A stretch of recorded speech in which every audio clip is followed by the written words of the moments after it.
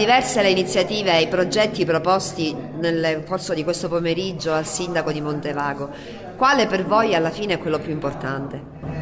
Sì, abbiamo trovato un'amministrazione molto attiva, tra l'altro con il sindaco di Montevago già in passato si erano portate avanti altre iniziative e devo dire che vi è tutta la volontà di poter pensare alla città del futuro, alla nuova Montevago, mettendola in correlazione con il vecchio centro colpito con il terremoto del 15 gennaio del 68, dove ora ricorrono i 50 anni da quel tragico evento, e con le terme di Montevago. Tutto questo abbiamo pensato all'ideazione, alla creazione di un urban center anche a Montevago, con un laboratorio proprio di architettura per pensare alla città del futuro. Abbiamo portato avanti altre iniziative come quelle dello sportello unico dell'edilizia, dello sportello unico delle attività produttive. Noi come Ordine degli Architetti ci stiamo spendendo in tutto il territorio perché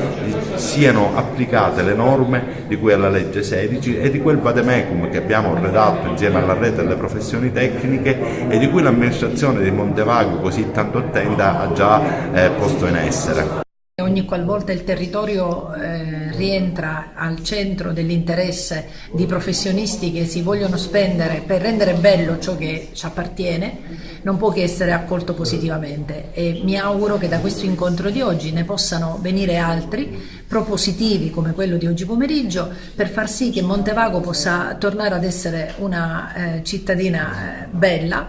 utilizzando anche a 50 anni dal tragico evento del terremoto il vecchio centro come luogo di rinascita, di ripartenza, e anche come luogo che coniughi insieme bellezza e memoria.